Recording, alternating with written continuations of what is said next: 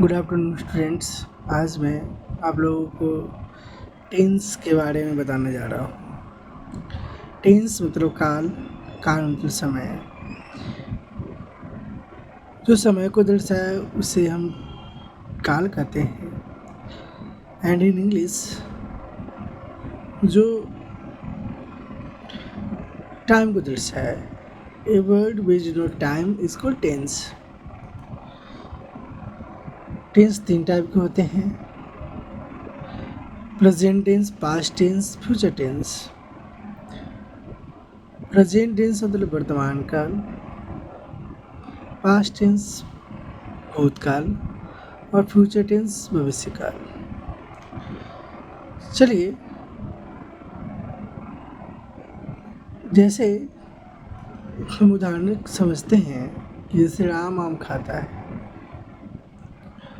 तो ये past tense नहीं हुआ, ना ये फ्यूचर टेंस हुआ। खाता है इसलिए यह प्रेजेंट टेंस हुआ, इसमें वर्तमान की बात हो रही है। राम आम खाता था, यहाँ पे खाने की क्रिया हो चुकी है, खत्म हो चुकी है, इसलिए ये भूतकाल का उदाहरण है, एग्जाम्पल है। और आम आम खाएगा, इसमें खाने की प्रक्रिया अभी वर्तमान में शुरू नहीं हुई है, भूत में खत्म नहीं हुआ है, अब आगे शुरू होगा, आने वाले समय शुरू होगा, इसलिए फ्यूचर टेंस एंड भविष्य काल की उदाहरण है। चलिए हम आपको प्रेजेंट टेंस के बारे में बताते हैं। प्रेजेंट टेंस वर्तमान काल। प्रेजेंट टेंस को 4 भागों में बांटा गया है: present simple present, present continuous, present perfect और present perfect continuous tense.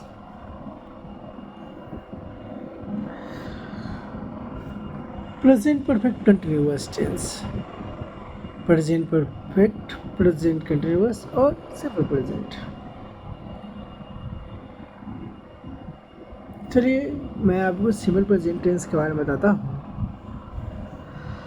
Simple present tense जो है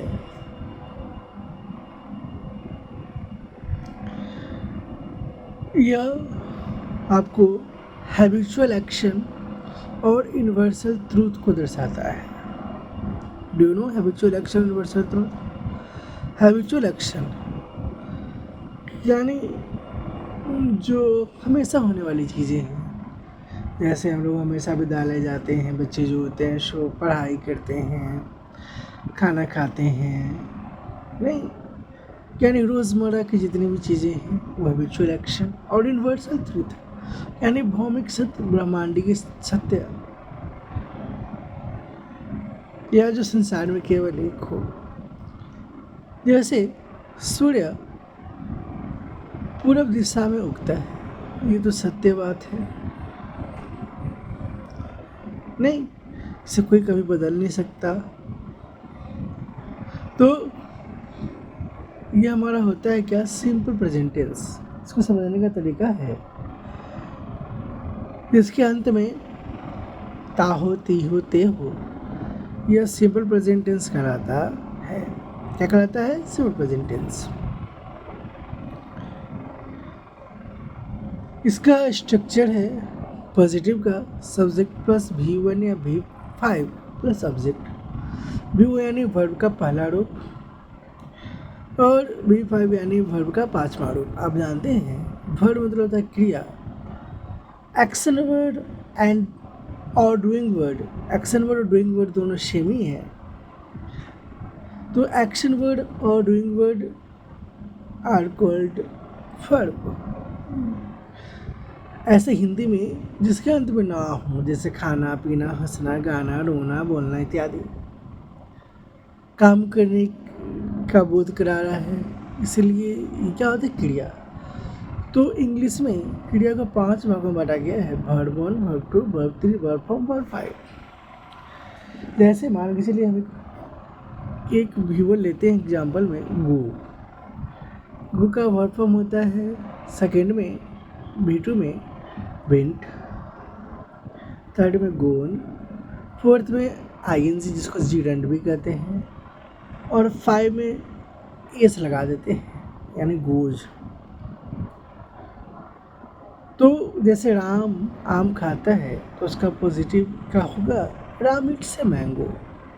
आप जानते होइएगा फ्रेंड्स स्टूडेंट्स,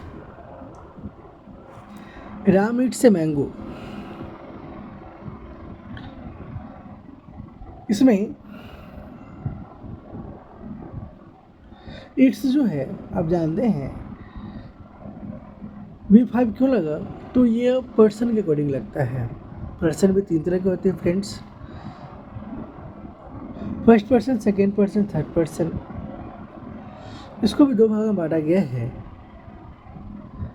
एक प्लूरल में और सिंगुलर में। फर्स्ट पर्सन सिंगुलर में आता है आई, प्लूरल में आता है बी, सेकेंड पर्सन सिंगुलर में आता है यू, प्लूरल में आता है यू, और थर्ड पर्सन सिंगुलर में आता है ही, सी, इट और नेम, और प्लूरल में आता है ते। तो थर्ड पर्सन सिंगुलर नंबर के साथ V5 का प्रयोग होता है। सो आप समझते होइएगा फ्रेंड्स। तो मैंने बताया राम खाता है, यानी इसके जो स्ट्रक्चर हम बता रहे हैं तो पॉजिटिव का, तो स्ट्रक्चर होता है सब्जेक्ट प्लस V1 या V5 प्लस ऑब्जेक्ट। अगर इसका नेगेटिव बनाया जाए तो सब्जेक्ट प्लस डू या दस plus not plus V1 plus object, क्योंकि जब डू या दस लगता है तो उस टाइम क्या होता है कि V5 रिमूव होकर V1 लग जाता है। अब आता है इंट्रोगेटिव में। इंट्रोगेटिव में पहले डू दस, तब सब्जेक्ट, तब प्लस V1, तब ऑब्जेक्ट, एंड डू दस plus subject plus V1 plus object. अब आता है इंट्रोगेटिव नेगेटिव, डू दस plus subject plus not plus V1 plus object. जैसे कि एग्जाम्पल समझते हैं वही, राम आम खाता है तो राम ईट्स ए मैंगो। क्या राम आम खाता है, does Ram eats a mango. Ram आम नहीं खाता है तो Ram does not eat a mango. क्या राम आम नहीं खाता, does Ram not eat a mango. Friends, ये आपका प्रेजेंट टेंस का सिंपल प्रेजेंट टेंस है। यदि आपको यहाँ तक समझ में आए हो तो हमारे चैनल को like, subscribe, follow and share ज़रूर कीजिएगा, ताकि हमें अच्छा भी लगे। और फिर मैं आपको आगे, आज तो मैं ऐसे ही बताया हूँ, मैं लिख कर ही बताऊँ, और मुझे मोटिवेट कीजिए ताकि मैं भी कुछ अर्निंग कर सकूं, आप लोगों को समझा सकूं, और अच्छे समझ में आए तो फॉलो कीजिए प्लीज़ फ्रेंड्स। लाइक्स कीजिए, शेयर कीजिए, कमेंट कीजिए, ताकि हमको भी मोटिवेशन मिलता रहे और मैं भी कुछ कर सकूं और आपको अच्छे से समझा सकूं। यदि आप आज ये समझ जाइएगा तो मैं फिर किसी टाइम में या कल मैं फिर दूसरा वीडियो डालूँगा। थैंक यू, धन्यवाद।